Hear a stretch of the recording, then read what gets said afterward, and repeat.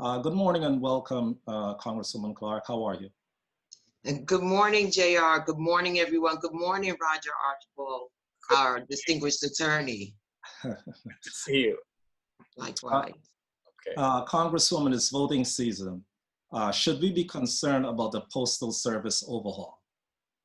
Absolutely. Absolutely. There's no doubt that there's been a all-out assault on our Postal Service, an undermining of an institution that provides an invaluable service to Americans across this nation, whether it's the receipt of Social Security, whether it is the ability for people to receive their medications. And in the case of a pandemic, just about all of our transactions to a large extent have been shifted to the mail platform through the internet and ordering online. And so when it comes to our elections, we know that we're trying to make sure that people can exercise their constitutional right safely. And the best means of doing that for the vast majority of Americans who are in the midst of trying to stay distant and who are trying to stay at home as much as possible is to vote by mail.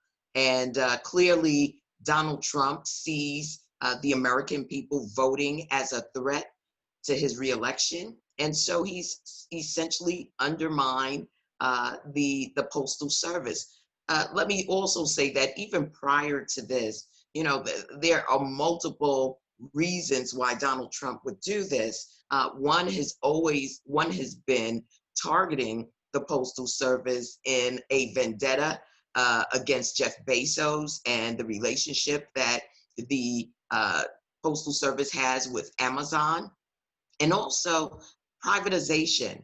You know, this is all about a money-making scheme to privatize the Postal Service so that he can give lucrative contracts to his friends. There are just so many reasons why Donald Trump would undermine this, but at the heart of it all is our democracy and our ability to make sure that the American people have the opportunity to exercise their right to vote, but do so safely in the midst of this pandemic. Thank you, Congresswoman. Do you think the Postmaster General should be investigated? As you know, he's a big donor of Donald Trump.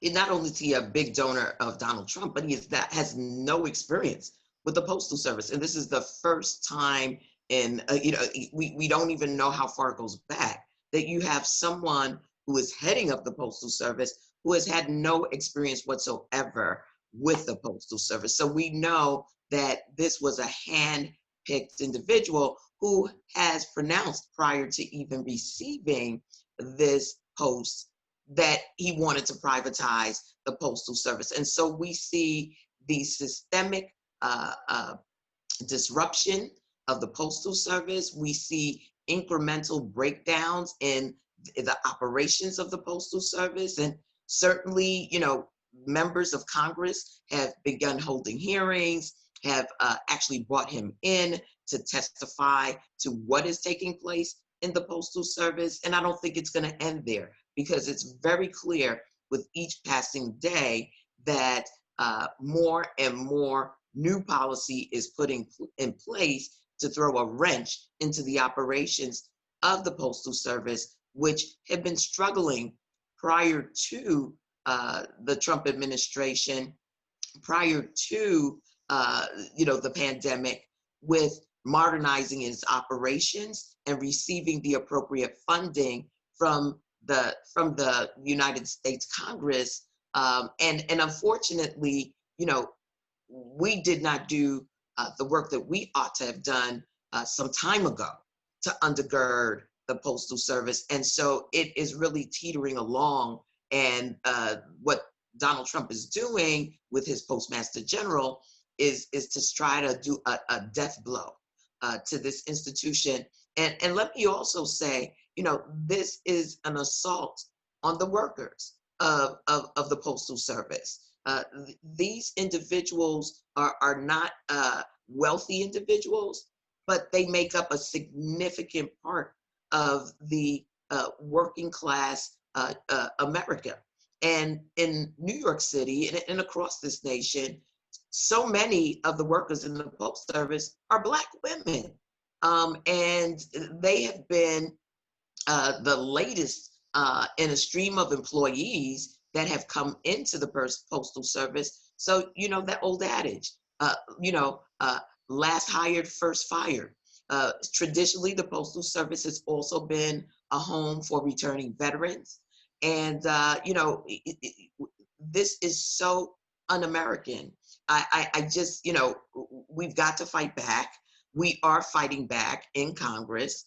We're trying to get Mitch McConnell and his folks on the Senate side to, work with us to correct what is taking place. They have been very slow to react. We had put billions of dollars, I believe it's $25 billion, into the HEROES Act to ensure that we can undergird and strengthen and execute a vote by mail program so that the American people will be able to use this option in time for November's general election. But again, Donald Trump is who he is. He's really very desperate right now. And this action that he's taken, the rhetoric that he is using, is all in an effort to I think, try to hold back the inevitable. If I may add, JR, in regards to the Postmaster General, there's also a huge conflict. Yeah, there's also a huge conflict of interest issue involving him, in that he has significant holdings in contractors that has contracts with the Postal Service. So that alone should disqualify him from being the Postmaster General. And that has to be explored, and hopefully it will be explored by the Congress in their investigations of him. Thank you very much, Roger. Always making everything so clear and making us aware of what's going on. We have to take a quick commercial break, and then we are coming back to the Congresswoman and her thoughts on Kamala Harris's historic moment.